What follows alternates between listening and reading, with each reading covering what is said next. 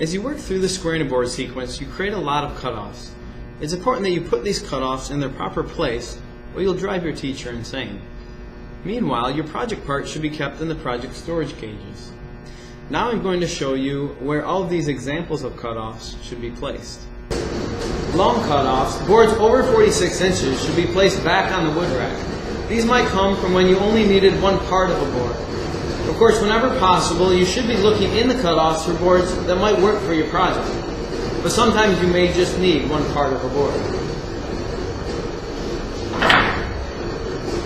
Bigger cutoffs of various lengths and species should be placed in the labeled cubes in the taller cabinet as you enter the room, and the shorter cabinet underneath the rough cut miter saw.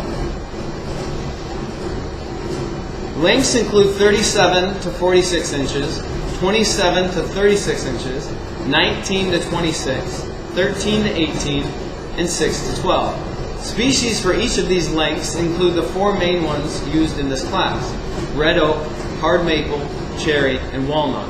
There are also some other species of all lengths in the remaining cubes.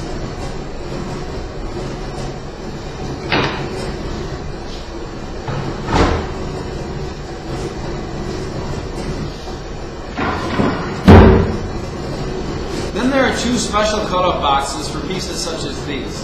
One is for narrow strips, usually cut off with the table saw. These are less than 1.5 inches wide.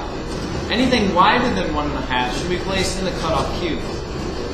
These narrow strips in this box are good for gluing up to create cutting boards. The other box is for short but wider cutoffs, usually 4 to 6 inches long and wide. These are usually cut off during the rough cutting process. These are good for creating stacked glue-ups to turn on the lathe. They are too short to be plain, so they should not be placed in the regular cutoff cubes.